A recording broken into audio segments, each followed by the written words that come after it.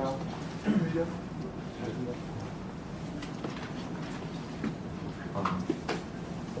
네, 금일 프로젝트 능력 저자 강연에 찾아와 주셔서 감사합니다. 먼저 오늘 강연에 대해 간략히 소개하겠습니다. 오늘 강연은 우리나라 최초로 생각과 시간을 결합하는 마인드 프로세싱 개념을 완성한 싱크와이즈 창시자 정영규 대표의 특강입니다. 발상과 실행을 입체적으로 전개하는 프로젝트 능력으로 생각을 성과로 바꾸자는 의미를 담고 있습니다. 저자인 정영규 대표는 우리나라 최초로 그래픽 시뮬레이션 시스템인 C++를 개발했고 이 업적으로 신 소프트웨어 대상을 받기도 했습니다. 더불어 이 책의 내용인 마인드 프로세싱, 프로젝트 능력 이론을 창시하였고 국내외 170여 개의 생산 시스템 시뮬레이션 프로젝트를 수행한 바 있습니다. 이러한 성과로 작년과 재작년 올해의 기업 영향력 500인의 이름을 올렸습니다. 이제 오늘의 주인공인 정영규 대표를 정식으로 소개하겠습니다. 많은 박수 부탁드립니다.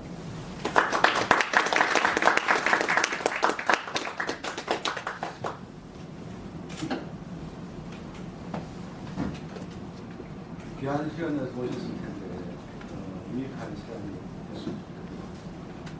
저도 여기 처음 왔습니다만 생각보다 장소가 협소해서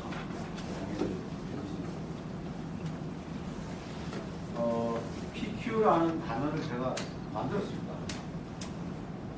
다른 데서 들어보신 적 있으시면 제가 거짓말 안 거고요. 근데 PQ라는 단어는 간단합니다. 우리가 IQ, EQ 잘 알고 있지 않습니까? 근데 IQ가 높다고 EQ가 높다고 일을 잘하는 것은 아니라고.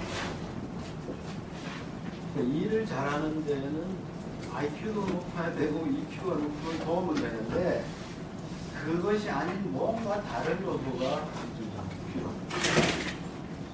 그걸 구태여 우리말로 한다면 PQ를 우리말로 하면 대충 일머리 정도 되는 거예요. 뭔가 일이 주어졌을 때 일을 남달리 구체적으로 잘 처리하는 그런 걸 가지고 일머리가 있는 사람. 그 정도로 하는 걸 방식이 있을 것 같고요. 제가 4, 50분 동안 PQ의 개념 그리고 필요성 에 대해 설명을 드리고 잘 들리시죠? 네. 마이크 들리고요. 그래서 한 4, 50분 설명을 제가 드리고 그러고 나서 지리형과 서로 편하게 하는 시간을 갖도록 하겠습니다. 제가 설명을 PQ라는 개념 설명을 들어가기 전에 내가 어떤 일을 해온 사람인지 설명을 드려야 되는데요. 보시면 91년에 이 회사를 만들었습니다. 처음 시작은 시뮬레이션 전문체로 시작을 했어요.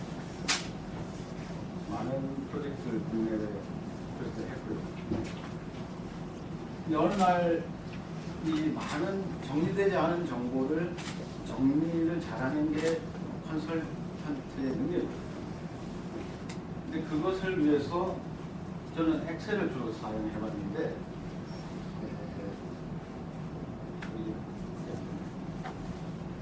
왜 정리되지 않은 생각을 정리하는데 만들어진 소프트웨어가 없을까? 그래서 고민을 하다가 제가 우연히 누가 손으로 마인드맵을 그리는 거를 94년 정도에 봤어요. 그래서 야, 이거를 프로그램으로 만들면 이 생각 정리하는 게 너무 됩니다. 그래서 알아보니까 유럽에 제품이 한 3개가 나와 있어요. 그걸 수입을 해서 써보니까 원래 저는 이제 시뮬레이션 언어를 개발하는 정도로 소프트웨어 쪽에 많이 일을 하던 다른 관점에서 보니까 이게 애들 장난처럼 만들어 본 거예요. 그래서 내가 제대로 개발해서 회사에서 써봐야 되겠다. 이렇게 시작한 게 96년도에 제가 만들었어요. 그런데 써보니까 사람들이 야 이거 팔기 왜 넘어가야 되느냐. 그렇게 시작한 게 이겁니다. 그래서 사실 이때만 해도 시뮬레이션은 이 킹파이즈는 사람들이 취미생활을 하고 있어요. 저한테 뭐 팔리지도 않고 한 달에 잘해야 한 2개 파나 그랬어요. 한 개에 4만 원인가 그래서 그게 8만 원이죠. 이거는 사업 아이템이 아닌 거예요. 그래서 이렇게 오다가 우연한 계기에 토니 부장 책을 제가 번역을 하게 되면서 이것을 다시 생각을 하기 시작했습니다. 그래서 이거를 정말 제대로 된 비즈니스 아이템으로 바꾸려면 이 시각적이고 구조적인 사고를 하는 방법을 MS 오피스하고 연결하면 되겠다. 그러면 이렇게 직선적으로 생각하고 소설하는 사람들에게 다른 패러다임을 보여주는 시대가 걸리겠다. 그래서 이제 연구를 해서 오늘 아이디어가 떠오른 것이 MS 워드의 그 서식이 있잖아요. 그 스타일을 그대로 적용하면 이게 맵이 트리 구조이기 때문에 못 차거든요. 그래서 가지에 노트가 달린 것을 노트를 가지에 텍스트 아니고 본문으로 해석을 하면 그대로 워드로 넘어가는 거예요. 그래서 그것을 생각을 해내고 제품을 이제 만들었어요. 그래서 이때만 해도 제가 이거는 이걸 출시를 영어 버전이랑 하면 컴퓨터 쓰는 사람들이 다 다르고 그래서 돈 계산을 해봤어요. 밥을 안 먹어도 배가 안 고픈 거예요. 그렇게 해서 이제 이거를 2001년도 시카고 컴텍스에 발표를 합니다. 출시를 하고 부수를 굉장히 크게 해가지고 하는데 대대적인 선풍적인 반응이 있었어요. 그래서 난리가 났었습니다. 근데 실패했어요. 그때 저희들이 1년을 3가지를 준비했어요. 첫째는 제품, 두 번째는 전시, 세 번째는 비즈니스 인프라, 전자상거래. 다 잘 준비했는데 전자상거래 시스템을 완성을 못했어요. 안 해보더니 그래서 결국은 현장에서는 대박이 나고 돈이 타고 가서는 다 여기다 이끌어졌거든요. 그건 아주 뼈저린 경험을 하고 어쨌든 그런 과정을 거쳐서 그 이후에 저희들 이제 미국에 직접 이제 페이퍼 컴퍼니를 만들고 서버를 두고 그다음에 이제 온라인 뱅킹을 하면서 제대로 판매가 시작됐죠. 그래서 2006, 7, 8, 3년 동안은 소리학과 기준으로 저 단일 제품 한 개 100불짜리를 가지고 100만 불을 팔았습니다. 그리고 리만 브라더스 이후에 상황이 급속도로 안 좋았습니다. 자, 그래서 2001년에 들어오면서 타자기 연장생산에 있는 워드 프로세서를 가지고 일하는 시대는 이미 끝났거든요. 근데 모든 사람들이 그렇게 하고 직선적인 사고고 소수. 그래서 무순서 다차원적으로 생각을 떠오르는 걸 정리하고 그것을 한 방에 기존의 직선적 문서로 바꾸고 그렇게 일하는 방법을 마인드 프로세싱이다. 모드 프로세싱이 아니고 마인드 프로세싱이다라고 정의를 했습니다. 그리고 나서 한 10년 정도 그것이 국내 해외에서 굉장히 붐이 일어서 굉장히 시장이 커졌습니다. 해외 시장이고요. 그것이 이제 2011년 들어오면서 이 개인 차원의 시각적, 문해적, 창의적 사고도 중요하지만 결국은 성과는 나 혼자 내는 게 아니라 팀 단위니까 협업이 필요하다. 그래서 협업을 기능을 만들어서 넣고 나니까 삼성전자가 분석하는 기술을 찾고 있다가 이제 저희 것을 2년을 테스트했다. 그러고 나서 이제 삼성전자의 KMS 안에 모듈로 들어갔습니다. 그리고 시간이 지나다 보니까 이제는 정보 3.0 안에 들어가 보면 협업이 됩니다. 그것이 누가 그것을 기획했는지 모르지만 그 사람 기획한 사람이 정확하게 핑크화이트가 그냥 방식으로 스스로 해놓은 거예요.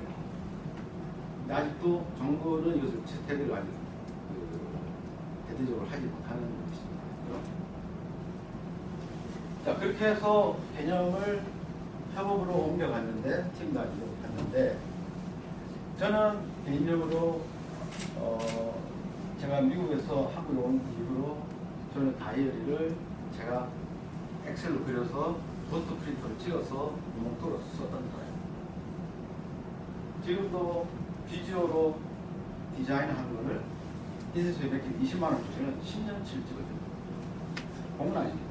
그러면 날짜만 제가 적으면 그래서 제한테 맞는 플래너를 디자인할 수 있어요.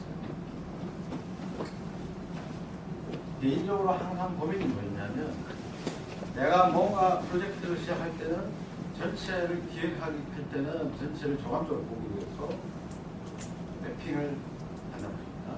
그래서 WBS라고 그러죠. 이러한 큰 권력들을 시각적인 사고를 가지고 그리고 설계를 하고 그리고 회의하고 설명하고 그러나 실제로 일할 때는 또 수첩 들고 다니면서 적는 거예요. 그러니까 이런 시각적이고 구조적인 형태로 조감적으로 보고 연역적으로 사고하는 단계가 필요한데 또 한편으로 우리는 그것만 돌아서면은 일상생활에서는 귀납적인 굉장히 디테일의 머리를 쳐갖고 전체를 보지 못하는 그게 제 자신이 항상 불만이었어요. 그래서 이걸 어떻게 연결할 방법이 없을까? 청계천에 가가지고 이 다이어리 만드는 이 부자재 파는 데 가가지고 재료 사다가 제가 다이어리를 만들어 보게 됐어요. 그 아이디어를 내고 그러다 결국은 모바일 터치가 되는 디바이스가 나오면서 이게 되겠구나. 무슨 얘기냐면 매핑에서 가능한 연역적 사고, 시각적 사고와 플래너에서 가능한 귀납적이고 디테일한 영역을 백그라운드에서 연결하면서도 이게 같이 갈 수 있다. 그래서 만들어낸 것이 디바이스가 이것이 맵이 워드로 넘어가는 것을 전 세계 처음으로 만들고 특허를 못 냈어요. 못 냈는데 전 세계 40개국에서 세계 최초로 그것을 만들었어요. 그리고 이번에도 맵과 플래너를 결합하는 것을 전 세계 처음으로 만들어서 이번에 국제 출원을 해놓습니다. 그래서 PQ라고 하는 것은 결국 이 시점에 생각하는 것과 실행하는 것 두 가지를 연결하면서 프로젝트 코션트라고 하는 개념이 완성으로 그림이 되었어요. 그래서 오늘 그 PQ를 제가 설명해 드리겠습니다. 이 문장 한번 보시고 해석을 한번 해주시죠.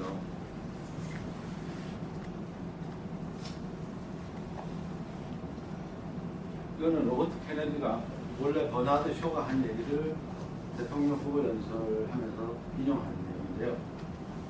아시겠습니다만은 많은 사람들은 어떤 현상을 있는 그대로 받아들이고 좀 왜 그래? 이거 아니지만 자기는 저게 이렇게 되면은 이럴 수 있었을 텐데 나는 눈에 보이지 않는 가능성을 생각한다. 가능성. 그것이 어떤 창의적인 발상. 왜냐하면 혁신이라는 것은 창의성에서 시작되는 거예요. 이따가 상세히 설명드리겠습니다만은 이게 케이지의 어떤 음악의 가사로 들어가 있는 걸 제가 PP에 들어와서 유심히 살펴보니까 저희 소프트웨어의 컨셉을 너무 잘 표현하는 문구가 있습니다. 다 잘 아시겠습니다만은 옛날에는 내가 누구의 자식을 묻지 않았는데 중요한 세대였다면 그 다음에 상업시대에서는 내가 어떤 전문적인 스킬을 가지고 있는다. 그리고 이쯤에 와서는 전문 지식을 가지고 또 다른 전문 지식이 필요한 것이 어디 있는지 알면 전문가다. 근데 지금은 글로벌 시대라는 걸 다 공감하시죠. 지금은 미국이 체력 좀 회복됐다고 금리 올리니까 중국이랑 유럽이 야 우리는 안 돼 이거 안 됐고 그럼 우리도 다시 되겠다 지금 이 분위기 있어요. 그 중간에 한국은 어떻게 해야 될지 모르는. 그러니까 서로 너무 가깝게 붙어 있는 그것이죠. 여기서 필요한 경쟁력이 뭘까요? 당연히 글로벌 경쟁력인데 나 스스로 무엇을 할 것인가를 정의할 수 있는 자기 주도적인 무엇을 할 것인가 목표에 대한 자기 주도적인 설정 능력이 가장 중요하다고 생각합니다.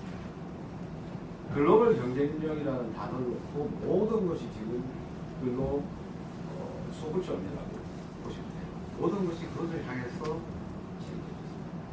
교육도, 공부도, 모든 것이 지금 우리에게는 이 단어가 소실적입니다. 그런데 글로벌 경쟁력은 저 위에 써놓은 것처럼 전 세계 누구하고 만나도 통할 수 있는 보편적인 인성과 지성을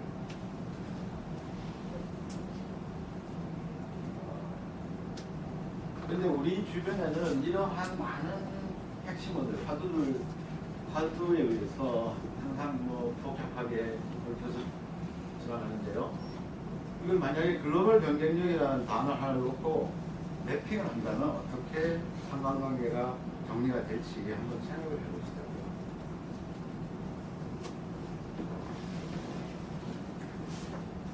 지금 저는 이러한 핵심어에 대해서 상당히 오랜 시간 동안 이 소프트웨어를 개발하고 소프트웨어를 수출하고 또 해외 요구사항을 반영하고 그것이 학교에서부터 기업 연구소에 사용되고 하는 것들을 과정을 지켜보면서 이러한 단어를 누구보다도 많이 상관관계를 고민해봤습니다. 그래서 그 고민해온 제 생각을, 제 결론을 오늘 간단하게 말씀을 드리고요. 그래서 지금 이 화면은 우리 사회를 지탱해오고 성장시켜온 운동력 발전을 삼을게요. 일단 전 세계 어느 나라 누구 머릿속에도 두 개의 단어가 공통적으로 있습니다. 그게 행복이라는 단어하고 성공이라는 단어. 다 잘 아시죠?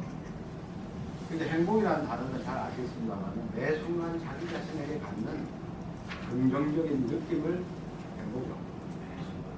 그래서 내가 죽을 때 행복한 게 아니고 살아가면서 매 순간 행복해야 됩니다.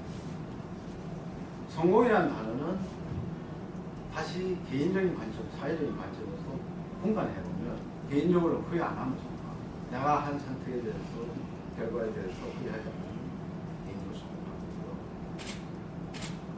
사회적으로는 나 주변의 사람에게 얼마나 많은 이로움을 줬는가가 사회적 성공의 기준이 됐어요. 그러니까 사형수, 누구죠? 살인마. 사형장에 가면서도 씩 웃으면서 죽어다니잖아요. 자기 한 일에 대해서 후회 안 해서 개인적으로 성공하는 거예요. 그죠? 근데 사회적으로 그래. 사회적으로 실패했어요. 그래서 이 두 개 단어가 중요한데요. 성공하려면 성과를 내야 되고요. 이제 한국 얘기입니다. 다른 나라 얘기가 아니라 한국 얘기고요.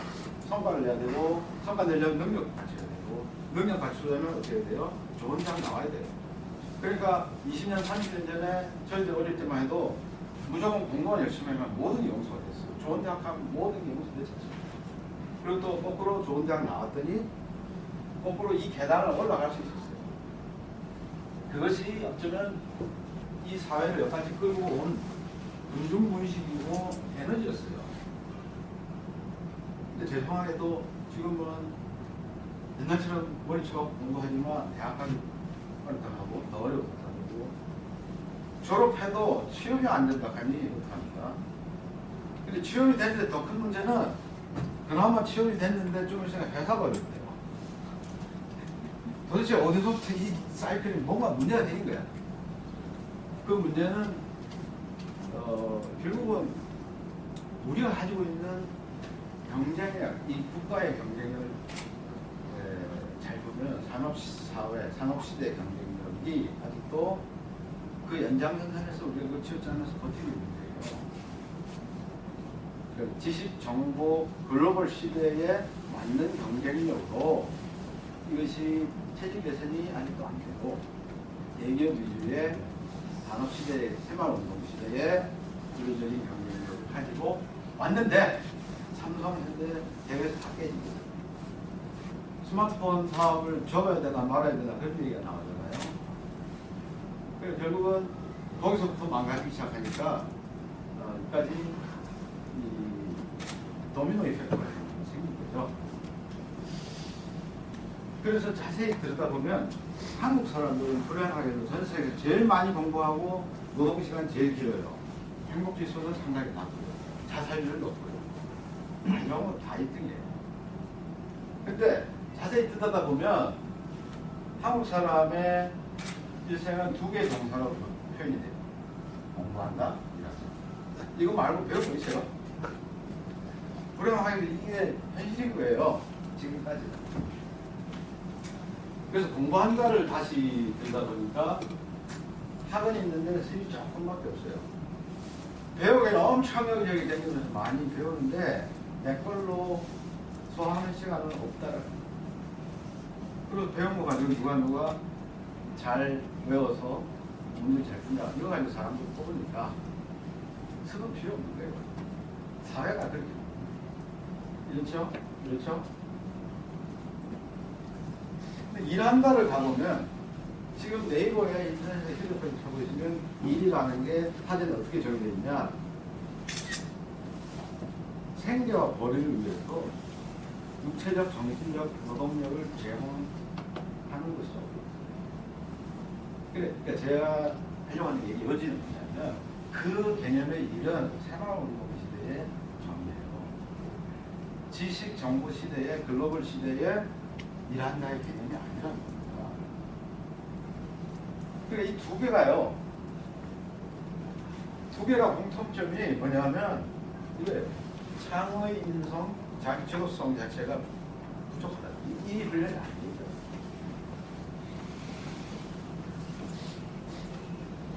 그러니까 결론은 여기에 도달할 수가 없습니다. 내가 배운 거는 인사고 애들도 미국 가서 성적은 잘 나와. 토론 수업 들어가면 동아리예요. 여기 10학기 또 학교에 와서 왜 우리를 고등학교 때 토론 수업 안 시켰냐. 이거는 잘하는데 아는 건 잘하고 모르는 거 새로운 상황에 투입이 돼서 거기서 편안하게 자기 가지고 있는 내면적인 역량, 포텐셜을 그것을 끌어내죠. 그렇게 교육받았습니다. 그래서 공부한다, 일한다를 해결할 방법입니다. 이겁니다. 프로젝트라는 세상에 목표와 일정이 명확한 두 가지가 동시에 명확하게 정해져 있는 모든 일이 프로젝트예요. 근데 프로젝트라는 단어를 시도 때도 없이 우리는 듣고 말하지만은 저기 정확하게 어떤 모르고 사용해요. 멋으로 그냥 하고 팔이 서 있어요. 이 팔이지만 팔이 뭘 하냐고요. 목표 일정이 명확한 모든 일이 프로젝트. 여러분 오늘 어디서 출발했는지 모르지만 여기 7시 반까지 오는 것도 프로젝트였어요. 여기까지 목표가 있잖아요. 시작하는 시까지 오시고 회사의 프로젝트로 생각하고 살면 우리가 돌겠죠. 그런데 중요한 것은 목표와 일정이 있는 프로젝트 개념을 학습에 대입을 해보죠. 이게 지금 소위 정부가 추구하고 있는, 추진하고 있는 자유학기제와 자기주도 학습이 이 컨셉에서 나옵니다. 자기 스스로 목표를 세우고 계획을 세우고 해보는 거예요. 그게 교과든 피교과 활동. 그게 자유학기제예요. 자기주도 학습도 이 컨셉에서 정확하게 한 발짝도 벗어나지 않습니다. 그러면 일에 관해서는 내가 오늘 가서 곡괭이 열심히 파가지고 먹을 거 가져가서 집에 돌아가는 그 컨셉이 일이 아니고 팀 단위의 일이에요. 팀과 조직이 같이 만든 목표와 일정에 내 역할을 찾아서 해 나가는 거예요. 의식이죠. 그것을 전제로 하지 않기 때문에 많은 문제들이 생겨요. 많은 로스가 생겨요. 그래서 공부한다, 일한다에 프로젝트 개념을 대입을 하니까 공부한다, 일한다에 아주 구조적인 문제들이 해결돼요. 관점을 바꿔야 돼요. 이렇게 되면 자기주도성이 공통적으로 강조가 됩니다. 그리고 창의 인성은 부수적으로 따라올 수밖에 없어요. 그래서 여기 보시는 것처럼 행복은 처음에 시작할 때는 높은 데 있었는데 처음 내려가잖아요. 애들이 학교 들어가는 순간 불행해졌다가 다시 어떻게 죽을 동 활동하면서 행복을 찾아나갑니다. 자, 그래서 자기주도성이라고 하는 부분이 공부와 이제서 공통적으로 중요한데 다른 단어입니다. 제가 설명을 합니다. 내가 내 거라고 클레임할 수 있는, 내가 죽을 때까지 이건 내 거야라고 누구도 타치할 수 없는 것에 대한 주인의식이 자기주도성입니다. 그거는 결국 내가 가지고 있는 시간과 생각할 수 있는 능력. 하루가 86,500회 중에 눈 뜨고 있는 게 한 5만 초대요. 사람은 누구나 기본적으로 하루에 5만 마디 생각합니다. 결국 하루에 1초에 한 개씩 생각할 수 있어요. 그거에 대해서 누구도 그건 내 거야라고 할 사람이 없는 거예요. 그건 내가 내 주인이 돼요. 생각과 시간에 대한 주인의식이 자기주도성입니다. 근데 우리가 이 공부를, 이런 훈련을 초등학교, 중학교, 고등학교 때 했나요? 저는 많이 못했어요. 근데 이걸 확대하면 생각과 시간은 목표와 일정을 의미합니다. 그걸 다시 해석하면 발상과 실행입니다. 결국은 자기주도성과 프로젝트는 일이 아니에요. 프로젝트예요. 우리가 해야 되는 것은 일이 아니고 프로젝트. 자기주도성과 프로젝트는 떨어질 수 없는 관계입니다. 그리고 지금과 같은 인터넷, 이런 그 어마어마한 일할 수 있는 환경, 여기에는 새로운 접근 방법이 필요해요. 새로운 도구로 새롭게 접근하는 방식이 필요합니다. 지금 누가 타자기 놓고 일하면 문제 있는 사람입니다. 자, 그러면 집중적으로 프로젝트에 대해서 제가 설명을 해드리고요. 프로젝트 다 아는 단어를 제가 설명합니다. 프로젝트에 대해서 두 가지가 중요하죠. 하나는 프로젝트는 목표와 일정을 분명히 갖는다. 두 번째는 프로젝트는 이 럭비공처럼 한 점에서 시작해서 부풀었다가 한 점으로 끝난다. 그래서 시작하면서 중간까지는 확산적인 문해적인 속성을 갖는 확산적인 사고가 굉장히 중요하고요. 중간 이후에서는 이제 선택하고 포기하고 조정하고 그래서 마무리하는 수렴적인 원리적인 사고가 중요해요. 근데 우리가 최근 한 5년, 10년 동안 대기업에서 문제 해결 능력을 엄청 가리되죠. 강조하고. 근데 문제라는 거는 기대치와 현실의 갭이 문제인 거예요. 예상했던 목표치와 현실과 이 진행되는 갭이 생기면 이게 문제 생겼다 이거예요. 그럼 문제가 안 생기면 문제 해결 능력을 성공할 게 없는 거예요. 근데 문제가 왜 생기냐? 문제가 생기다면요. 목표하고 일정이 명확하지 않으면 문제 아니에요. 여러분들이 건축주예요. 저는 건축업자입니다. 여러분들이 저한테 집을 줘달래요. 뭐라고 얘기하시냐면은 3월 말까지 텔레비 몇 번에 나오는 그 집 있잖아요. 그렇게 이쁜 집을 줘주세요. 그러면 저는 업자 입장에서 변경되고 문제 안 될게요. 이쁘게 줘달라고 했잖아요. 명확한 목표, 산출물이 정의가 안 돼 있잖아요. 날짜는 있는데. 반대로 여러분들이 저한테 와서 설계도면을 딱 들고 와서 이만큼 들고 와서 요 집을 지어주는데 가능하면 빨리 지어주세요. 문제 안 돼요. 그죠?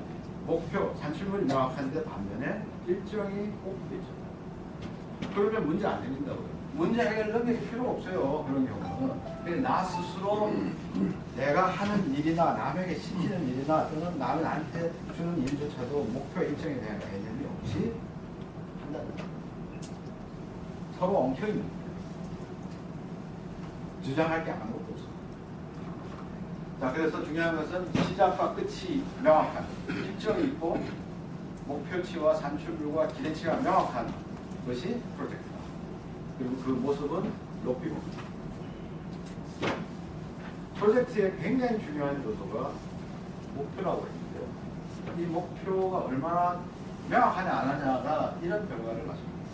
이건 나 개인의 능력 또는 팀원의 능력이라고 치면 목표가 있는 경우는 명확할수록 모든 것이 한도 아니고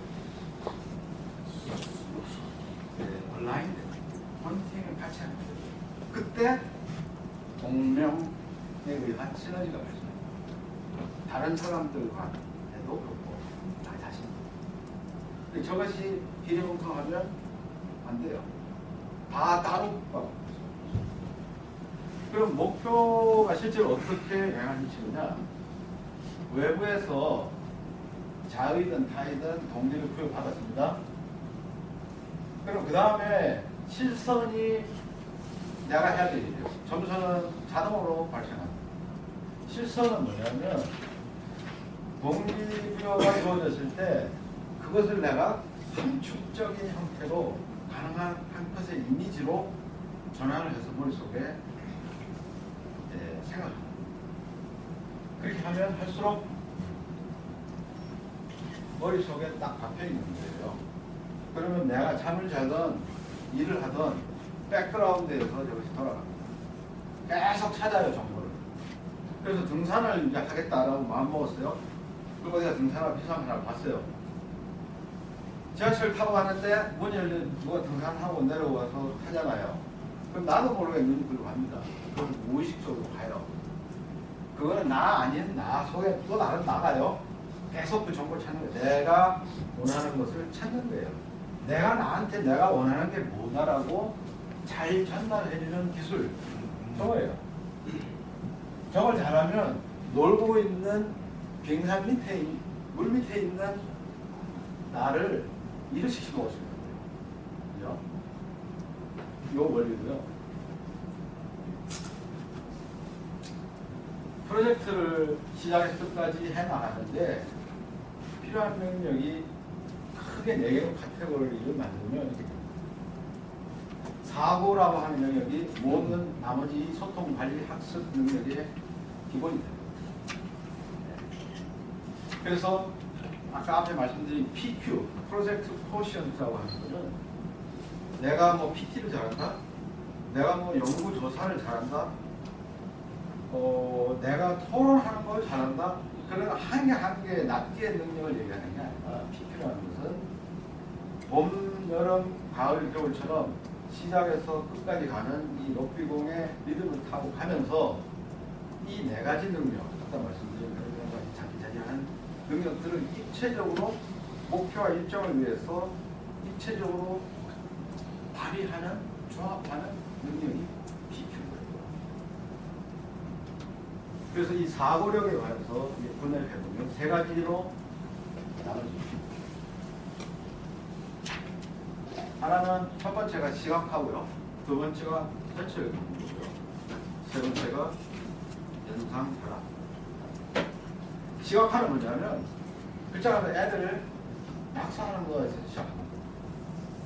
그러니까 줄 맞춰서 쓰는 펜맨십 같은 우리 어릴 때 그런 형태에서 수야하고 내 생각을 하면은 이렇게 그림으로 생각을 포착화시킵니다. 글이 아니라 그림.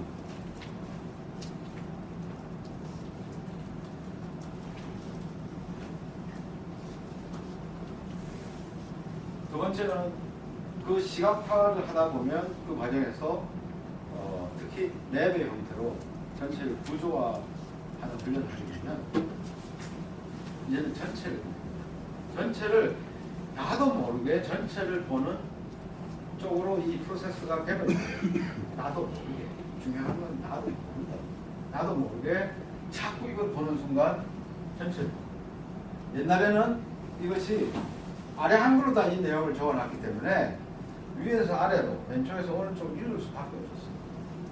그죠? 여기 있다가 저 앞에 읽은 거를 동시에 생각할 수 없고 볼 수 없어요. 한눈 팔 수 없어요. 근데 이런 형태의 시각적 사고와 서술이 나로 하여금 어디에 구애받지 않고 여기를 보면서도 아까 등산화처럼 여기를 보면서도 내 다른 머리는 이걸 보고 있을 수도 있는 거예요. 그러한 닫혀있는 부분을 끈을 풀어주는 거예요. 묶어놨던 봉지를 열어주는 거예요. 그래서 시각하는 훈련을 하게 되면 그 다음에 전체를 보는 조감적 사고랍니다. 조감적 사고가 나도 모르게 해버립니다. 도둑질도 한 번 하는 게 어렵거든요. 뭐든 간에 한 번 하는 게 어려운데 그 다음에 계속 반복하는 거는 땅지고 형식이에요. 이따가 왜 그런지 제가 알려드릴게요. 조감적 사고. 이 다음으로 넘어가기 전에 조감적 사고가 어떤 효과를 만드느냐 하면 나가 있는 것이 아니고 나 주변에 누가 있고 그 주변에 누가 있다. 이 사고를 하게 하는 거예요. 인성 얘기가 나오는데 상대적, 관계적 사고가 여기서 시작합니다. 배려 그리고 그것이 인성이라는 부분으로 연결됩니다. 조감적 사고를 못하는 사람에게 배려와 인성을 기대하는 건 쉽지 않아요. 그건 사전적, 교육적 훈련된 모습일 수 있어도 그 사람 머릿속에 자리 잡고 있는 그 사람의 자산을 가질 수 있어요. 그래서 이것이 조감적 사고는 배려와 인성으로도 연결되는 겁니다. 자, 이제 이렇게 하니까 어떻게 됩니까? 계속 시각화 전체 이것이 뭐냐면 문해적 요소가 가미되는 거잖아요. 글자가 아니라 공간, 색상, 이미지 이렇게 시각화죠. 문해적 요소. 전체를 본다? 이 자네가 하는 게 아니에요. 문해가 아니에요. 그러니까 계속 우리는 뭘 해왔냐? 문해적 요소를 자꾸 끌어올린 거예요. 온도를 올린 거예요. 그 다음에는 자연스럽게 이제 뭐가 되느냐. 전체가 보이니까. 그죠? 전체가 보이니까 요것과 요것을 같이 연결해서 생각하는 게 어렵지 않아요. 그냥 노스 떡볶이에요. 그전에는 남하고 얘기하면서 쫓아가기 바쁘고 그 순간에 그 주제에 몰입하기 바쁘죠. 근데 얘기하면서 머릿속에서 몇 페이지 된다고 생각했어요. 그러면서 너 아까 한 그 얘기와 이 얘기를 결합하면 이렇게 되라고 하면 상당히 어려져가지죠. 그러니까 조감적 사고가 가능하니까 이제는 연상 결합이 떡볶이처럼 쉬워집니다. 그러면 야 너는 어떻게 얘기하면서 그 생각까지 했냐? 너는 어떻게 그렇게 창의적이냐? 나도 모르겠네. 그래서 시각적 사고, 조감적 사고, 창의적 사고 이것은 이 상승작용을 그러니까 시작을 시각화해서 하셔야 돼요. 상식적인 두뇌 관련된 얘기를 잠깐만 간단한 얘기만 잠깐 하고 넘어가겠습니다. 머릿속에 이런 뇌세포가 어마어마하게 많답니다. 이 숫자 외워서 시험에 쓸 것도 아니고 바로 외웁니다. 엄청나게 많대요. 자기 주먹만 같아요. 여기 딱 붙이면 자기 주먹만 한 게 이제 뇌래요. 거기에 10g인가 100g이 그 안에 있는 뇌세포가 서로 막 결합할 수 있는 경우의 수가 전 세계 통신 네트워크 경우의 수하고 그만큼 이 뇌세포가 결합할 수 있는 경우가 무궁무진하다. 그래서 이렇게 머릿속이 이렇게 생겼대요, 물리적으로. 그래서 생각을 하면 얘하고 생화학적인 전기 신호를 만들어가지고 통을 신호를 쭉 만든다는 거예요. 그게 생각하는 과정이다. 그래서 왼쪽하고 오른쪽 뇌가 역할이 다르죠. 둘이가 다리를 놓고 정보를 주고받으면서 왔다 갔다 하면서 시너지를 만들어요. 여러분 노래방 가서 노래할 때 제일 중요한 게 박자와 리듬이잖아요. 박자는 좌뇌가 하는 일이고요. 리듬은 우뇌가 하는 일이에요. 그래서 노래 잘하는 사람은 이 좌뇌 우뇌가 박자 리듬이 좌뇌 우뇌가 합니다. 알았어. 지금 해. 이렇게 하면서 이 하모니를 만드는 거예요. 그것이 노래 잘하는 과정이랍니다. 시너지 자연적인 거고 노래적인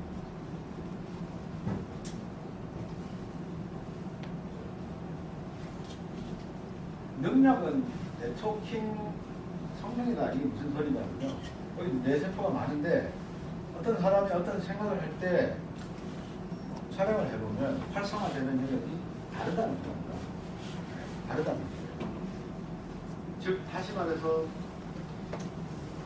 컴퓨터보다 더 암산을 잘하는 사람을 컴퓨터하고 싸움을 시켰어요. 시합을 시켰는데 그 사람이 생각하는 동안에 그걸 찍어보니까 일반인들은 안 쓰는 영역이 활성화가 되더라고요.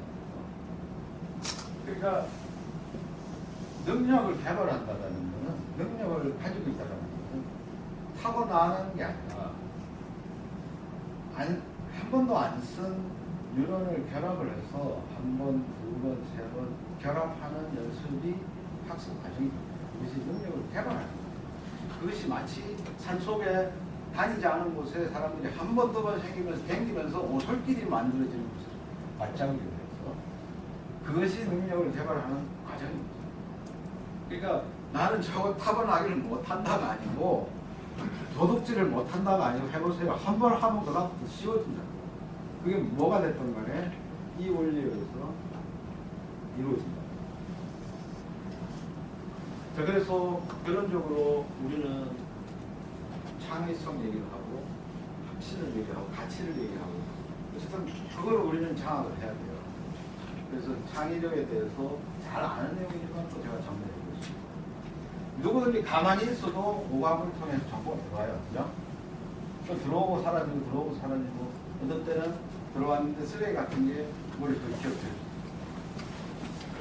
창의력은 그런 과정에서 기존에 있는 정보와 외부에서 유입된 정보를 절묘하게 결합해서 새로운 생각을 만드는 능력이 창의력이에요. 그래서 이것을 위해서는 저 네 가지 관찰을 해서 특성을 관찰을 하고 분류하고 그 특성의 관계를 생각합니다. 그리고 그 특성을 연결하거나 결합하거나 이걸 토대로 다음 상상을 하거나 해서 할 수 있는 능력, 그것이 능력이고요. 혁신이라는 단어 수도 없이 씁니다. 혁신은 몇 가지 온 다음에 엄청나게 집중하고 참으면서 생각했던 것을 중간에 나타나는 문제를 해결하고 해서 결과적으로 새로운 가치를 만들어내는 거죠. 그것이 혁신입니다. 근데 혁신이라는 단어에 굉장히 조심해야 될 부분은 이 부분이에요. 사실 이게 어려운 게 아니고요. 이 부분이 어려워요. 우리가 에디슨이나 라이트 한개 생각합니다. 에디슨이 전구 만드는데 10,000번 넘게 실패했다고 하는데 그러면서 이거 그만하시죠. 9,000번 정도 됐을 때 그만하시죠 박사님 했더니 난 지금까지 9,000번의 다른 경로를 탐색했을 뿐이다라고 생각해요. 근데 그 사람이 어떻게 버텼을까? 9,000번 넘게 10,000번 넘게 이걸 해가지고 뭔가를 이뤘다라는 게 그 사람이 천재였기 때문이었을까 생각해요. 그 사람은 천재, 창의적인 사람, 우리는 그렇게 이해하고 있어. 그 사람들은 창의적인 게 아니라 인간의 경지를 넘어서는 실행력을 가진 거예요. 우리는 그게 없는 거예요. 근데 열쇠가 어디 있다고 생각하면 우리가 에디슨처럼 제가 되지는 못하더라도 이 작동 원리가 아까 말씀드린 그 목표라는 부분입니다. 에디슨이 분명히 그때 마차 타고 다니면서 저녁 때 등에다가 기름 붓고 불 켰을 거 아닙니까? 이 사람이 그걸 연구하면서 야 요것만 완성되면 딱 스위치만 올리면 불 켜지면서 양사방의 세상이 바뀔 그래서 거기서 만들어진 가치를 머릿속에 생각만 하면 그 목표를 머릿속에 떠올리기만 해도 잠자고 싶지도 않은데 그죠? 결국 거기에 답이 있다고. 그래서 나라에서 뭐 사장님이 창의성만 얘기하지 마시고 이걸 가르쳐야 돼요. 자기 스스로 목표를 세우고 계획을 세우고 실패하는 계획이더라도 실행하는 것을 우리가 가르쳐야 되는데 우리는 그 기회가 없어요. 그래서 아까 처음에 지금 세상이 바뀌었기 때문에 새로운 접근 방법이 필요하다고 했어요. 이것을 기존에 공정 개선을 하는 프로젝트 한다. 어느 회사 기아자동차에서 뚜껑 열어보면 이럴 거예요. 기획서 워드로 작성, 설계 캐들러 오토캐드예요. 발표 파워포인트예요. 그 다음에 공유 이메일로 쏴. 도대체 프로그램 몇 개를 알아야 돼요? 네? 저게 뭐냐면 사고 능력, 업무 능력, 시대 능력이 각각의 도구를 써서 다 다른 국밥으로 김밥처럼 길게 늘어뜨려 놓고 합니다. 이게 전형적인 생활운동 시대이라는 거죠. 지금은 한 개의 도구를 가지고 이 세 가지를 동시에 진행하고 단추만 딱 누르면 이것이 다 진행될 수 있습니다. 실제로 그게 가능하고 하고 있습니다. 그래서 그런 방식으로 일하는 것을 마인드 프로세스. 그래서 간단하게 작년에 나온 이 띵파에서 아리랑이라고 하는 제품은 중앙에 대시보드가 있어요. 그리고 왼쪽에 있는 화면들은 매핑하는 옛날에 그 시각적 매핑 그 화면 그대로고요. 오른쪽에 플래너가 있어요. 플래너는 주간, 월간 이런 우리가 흔히 접하는 다이어리 이것이 한 개의 프로그램으로 그래서 이 대시보드의 중간에 정중앙에는 현재의 나에 대한 정보를 배치합니다. 현재 나 왼쪽은 과거입니다. 과거에서 지금까지 해왔던 프로젝트 지금까지 진행되고 언고잉 하는 프로젝트를 여기 등록하는 누르면 맵이 팍팍 열려요. 오른쪽은 미래입니다. 그래서 앞으로 챙겨야 될 일정과 공지사항과 확인해야 될 내용들이 오른쪽에 배치가 돼요. 누르면 바로 열려요. 중요한 것은 예를 들면 내가 발상과 실행을 어떻게 연결하는지 한번 보세요. 제가 ABC라는 프로젝트를 합니다. 그 프로젝트를 얼개를 기획을 하고 그 다음에 일정을 적는 거예요. 뭐 하고 할 거라고. 그리고 거기에 일정을 부여해요. 날짜로. 그렇게 해놓으면 그것이 자동으로 플래너에 나와요. 그럼 플래너에 나오는 거에 끝나는 게 아니라 그것을 누르면 그게 소속된 프로젝트 전체가 맵이 저기서 바로 열려요. 그러니까 조감적 사고를 하면서 내가 정의한 일정이 플래너에 자동으로 등록돼서 나온다는 것과 이 플래너에서 날마다 일을 하면서 새로운 일정, 새로운 아이디어를 메모를 하죠. 계속. 우리가 이따 해봤듯이 메모를 하면서 이 아이디어는 어떤 프로젝트랑 관련돼 있어 라고 연결만 해주면 그 프로젝트의 저 아이디어 일정이 자동으로 날짜 정보를 갖고 자동으로 또 들어가 있는 거예요. 그러니까 조감적인 연역적인 사고를 여기서 해야 들어가다가 날마다 이 디테일하고 비납적인 화면을 가지고 살 수밖에 없고 근데 그것이 물밑에서 싱크로나이즈 돼요. 더구나 모바일이 PC와 100% 호환이 되면서 내가 PC로 돌아다니는 지하철에서 이 모든 것을 전체와 세부를 숲과 나무를 샅샅이 장악할 수 있는 그러한 제품을 출시합니다. 그래서 오늘 말씀드린 걸 요약하면 목표와 일정이 있는 모든 일이 프로젝트다. 프로젝트 역량, 프로젝트의 능력의 핵심은 시간과 생각에 대한 자기 주도성입니다. 능력은 오솔길처럼 뉴런의 새로운 네트워킹 경로에 불과합니다. 이것은 내가 한 번, 두 번, 세 번만 하면 그 다음에는 할 수 있습니다. 목표는 두뇌를 24시간치게 하는데 우리가 목표를 설정하는 능력을 개발하면 엄청 부자 될 수 있고 시각적 사고가 조감적 사고, 교감적 사고가 창의적 사고를 선순환 구조로 가속화시킵니다. 굉장히 놀라운 경험을 여러분들이 하실 수 있어요.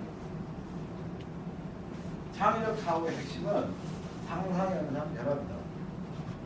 이거보다 많은 내용들이 책에 수없이 나와 있습니다만은 상상연상 결합을 내가 일상에 어떻게 구현할 수 있느냐 이것만 터득하시면 이미 창의적이세요. 모든 사람은 이미 창의적이에요. 그 다음에 킹파이스 아리라는 발상과 실행을 결합한 마인드 프로세스. 이것은 제가 며칠 전에 충북교육청의 선생님들, 교감 선생님들한테 말씀드린 거를 말씀 다시 한번 드리겠습니다. 수천 년 전에 저희 이 땅의 조상이 전 세계에서 이거 만들었잖아요. 이거 뭔지 아시죠? 저는 가끔 선생님들 만나면 이 질문을 해요. 왜 하필이면 이 조그만 나라 이 땅에서 전 세계 처음으로 금속 활자를 왜 만들었어요? 그 질문에 대한 답은 아무도 해준 적이 없어요. 이건 팩트니까. 어쨌든 이걸 통해서 우리 조상이 세계적으로 훌륭하다는 거죠. 근데 저희 부모 할아버지 세대는 남들 500년 할 일을 50년 많이 했어요. 그 끝에 저희들이 있습니다. 그리고 한간에는 2040년, 90년 되면 G2가 된다는 건 이런 얘기고 지금 이 모양을 가지고 할까요? 어렵죠, 그죠? 뭔가 변해도 크게 변해야 돼요. 저 때가 되면 지금 딱 중학교 1, 2학년. 그래서 지금 필요한 것은 사실은 그렇게 지금 물밑에서 움직이고 있어요. 모든 것이 글로벌 경쟁력을 확보하는 쪽으로 몸을 사려고 해요. 그래서 그 속에는 자기주도성, 창의, 인성 이것이 이제 학습, 교육 그리고 업무에 있어서 공통적으로 이것이 결여돼서 보충이 돼야 됩니다. 결국은 이 단어입니다. 프로젝트를 제대로 개념을 이해하고 그것을 학습과 교육과 업무에 적용하면 여기에 빨리 갈 수 있어요. 그것이 PQ입니다. 그게 결론입니다. 끝입니다.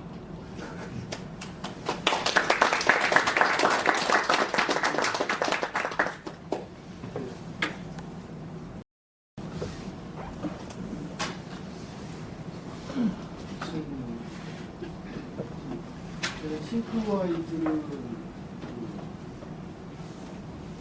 12버전부터 있었거든요. 2012년 12년도에 교육을 맡은 게 있었는데 제가 중학교 1학년인데 이거를 쓰라고 이제 해서 처음에 했는데 안 써요. 중학교 1학년 자제분이 네. 쓰라고 그랬는데 안 쓴다. 예. 당연하죠. 그러니까 한 5학년, 4학년, 뭘 기대하세요? 4학년, 5학년 때 이제 이걸 보여줬어요. 제가 한 일이. 근데 지금 중학교 1학년인데 쓰지를 않아요. 저는 굉장히 많이 쓰고 있고, 저희 모든 일을 할 때 싱크와이즈 가지고 일을 하는데, 일을 뭐 진짜 한 10시간 할 거면은 한 2~3시간 하면 끝나는 것 같아요. 그래서 이제 저는 맹신자가 돼서 이제 많이 방문을 해주고 그랬었는데 그 애를 어떻게 하면은 이걸 하게 고민이 돼가지고 애가 이걸 어떻게 하면 하게 할까? 네. 제가 그거 알면요, 저 여기 안 있어요. 빌딩 완료죠.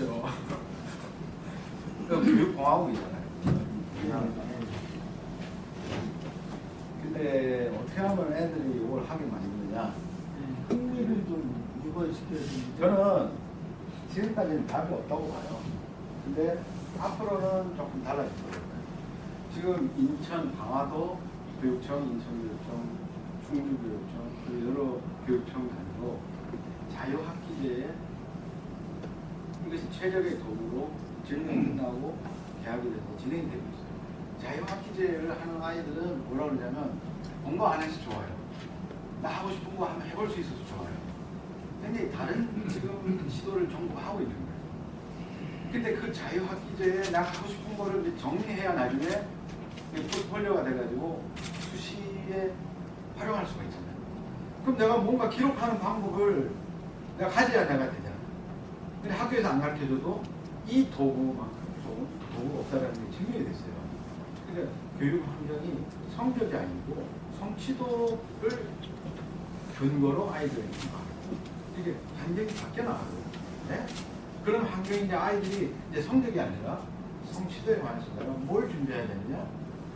그 상황이 되면은 말아주고 이거 하니까 자, 몇 시간 해야 되고 2시간 다 하는 그런 경험을 하게 돼요. 앞으로는 점점 하고 갈수록 그래서 지금 안 쓰는 아이를 어떻게 하면 잘 쓸 수 있을까 그런 어려운 질문은 참고해 주십시오. 다른 분들도 그런 어려운 질문을 많이 쉬워요. 근데 이런 건 있어요. 저희 회사가 학습법을 하더라고요. 애들 학습 코칭을 하는데 공부 추구도 안 하려는 애들을 이걸 가지고 체크하라, 핵심을 찾아라 안 해요. 그걸 하지 말고 너가 제일 잘하는 게 뭐냐? 게임이래. 그리고 우리 코치 선생님들이 뭘 하는 거야? 게임이야? 이거 공부하지 말고 게임에 대해서 나하고 완전히 정리해서 끝장을 안 보자. 그리고 지가 좋아하는 게임에 대해서 게임의 역사, 게임의 종류, 게임의 뭐 해가지고 그걸 애하고 원격으로 이 맵으로다가 정리하면서 하이퍼링크해서 갖다 붙이고 시키는 거예요. 그럼 애가 지가 게임에 한 게임 한다고 생각했는데 하다 보니까 아까 말씀드렸잖아요. 점점점 조합도 사오고 아니 적다 보니까 비어있는 게 보이네. 내가 모르는 걸 아는 거야. 그럼 그거에 대해서 또 찾아가면 이런 거예요. 애하고 한 달을 선생님이 맵핑을 하는 거예요. 지 좋아하는 거예요. 그러고 나면 애가 공부도 이해하면 되는구나. 그래서 하기 싫어하는 걸 멈춰시키지 마십시오. 지 좋아하는 쪽으로 이걸 결합해서 쓸 수 있어요. 협업 프로그램을 가지고 저희 회사에서 집에 이제 방학 때니까 그거를 좀 연습을 해보면 흥미를 가질 수 있을 거예요. 아빠하고 아이하고 협업으로 이런 과정이 대한민국에 저는 절대 상상도 근데 저 같은 경우는요 제 애를 잘 가르치다 보면 소리가 네가 옆에 있으면 손이 가잖아요. 협업으로 하면은 손을 못 가잖아요. 아이디어로만. 다음 질문 받겠습니다. 질문이 있습니다. 요즘 뭐 TV에서도 그렇고 라디오에서도 그렇고 방송에서 빅데이터에 대한 얘기들이 많이 이렇게 들리는데 이게 말씀 들어보면 이게 데이터를 이렇게 모아가지고 빅데이터로 좀 만들 수도 있는 건가요? 제가 질문을 제 마음대로 변형해서 만들게요. 누군가가 맵을 만들어요. 자기 생각을 정리했던 정보를 정리했던 데이터를 정리했던 맵을 만들었어요. 근데 이 사람이 맵을 하루에 한 개씩 만들어서 수천 개를 만들었어요. 또 다른 사람들이 또 수천 개를 만들었어요. 그죠? 그러면 수만 개의 맵을 다 모아놓고 그걸 잘 분석해보면 의미를 추출해야 되죠. 거기에 약간의 의도성을 가지고 그런 맵들을 만들게 하면 의미 추출이 가능해요. 즉, 빅데이터로부터 내가 굉장히 유용하게 쓸 수 있는 가치 있는 정보를 만들 수 있어요. 예를 들어볼게요. 적합한 예제는 모르겠습니다. 버거킹이 웬디스한테 매출이 떨어져서 졌어요. 그래서 이제 위기 상황이에요. 웬디스는 원래 3위 업체인데 프랜차이즈가. 이게 이제 버거킹 치고 올라오는 거예요. 그러면 사람들이 도대체 어기 입장에서는 그 사람들을 이 머릿속을 해부를 해서 대응을 해야 될 거 아니에요. 그래서 프랜차이즈 가게를 다 리모델링 하려고 생각합니다. 그래서 작전을 짜는데 사람들이 햄버거 그러면 뭘 떠올릴까? 어떤 색깔을 떠올리며 어떤 쉐입을 떠올리며 어떤 냄새를 떠올리며 이것을 예를 들면 무작위로 햄버거라고 해놓고 여기에 주변에 관련된 단어들을 그냥 흐트러 놓는 거죠. 그리고 이 사람에게 아무 생각 없이 갖다 붙이세요. 결국 아무 생각 없이 구조화시키는 거예요. 그러면 어떤 단어가 어떤 단어 다음에 어떤 시간 인터벌을 가서 그런지를 백그라운드에서 모니터링.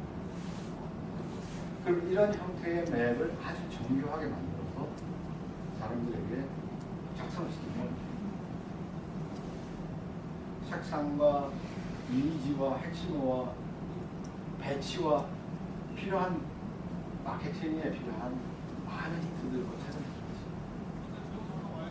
그래서 그 맵을 통해서 빅데이터처럼 의미 있는 정보 추천할 수 있는데 그게 질문이었다면 가능하다. 그게 마인드 리딩이라고 하는 단계인데 그래서 이미 오래전에 얘기돼 있고 우리 특허 출원해놓은 그 기술이 있습니다. 아직은 제품에 넣지 않았습니다. 또 어떤 거? 네. 좋은 제품 만들어주셔서 정말 감사하고요. 돈 많이 벌었습니다. 오늘 많이 버셨다고요? 저는 성과에 관심이 굉장히 많은 사람인데 이야기하시는 부분 중에서 성과라는 부분을 얘기할 때 자기가 갖고 있는 자원과 시간을 결합해서 어떤 내가 만들고 싶은 모양 그 성과라고 하는데 그런 것과 이야기하신 프로젝트랑 같은 개념인지 혹시 생각이 어떠신지 여쭤보겠습니다. 아까 처음에 시작할 때 시대별로 중요한 것들 그것이 지금은 와시가 됐잖아요. 노와. 그러니까 내가 뭐 하고 싶은데, 내가 뭘 이루고 싶은데, 아니면 지금 주어진 이 상황에서 내가 목표를 언제까지 뭘로 할 건데 그것을 설정하는 능력이 중요하다고 말씀드리는데 그것이 설정됐을 때 그것을 해나가는 과정은 프로젝트라는 개념이다. 약간 중복된 부분도 있지만 성과는 그 결과물 같고요. 성과를 이루기 위해서 필요한 것이 프로젝트라는 개념과 능력이다. 대학교에서도 아이들을 전공에 대해서만 더 푸시해서 가르치지 걔들이 현장에 나와서 이 일머리가 없는 거예요. 그러니까 창업이니 뭐니 이런 걸 자꾸 시키는 건 좋은 거예요. 왜? 이것이 실패를 하더라도 너 뭐 할 건데? 어디까지 뭐 해봐. 프로젝트를 시키는 거예요. 그러니까 사회에 나와서 일하는 필요한 전공지식을 완성하는 게 아니고 이제는 지금까지 배운 거를 내가 나와서 써먹기 위해서 필요한 프로젝트 능력을 완성시키는 게 대안이에요.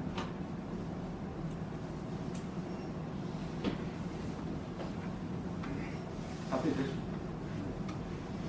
그럼 더 질문이 없는 걸로 생각하고요. 이걸로 마치겠습니다. 와주셔서 감사합니다.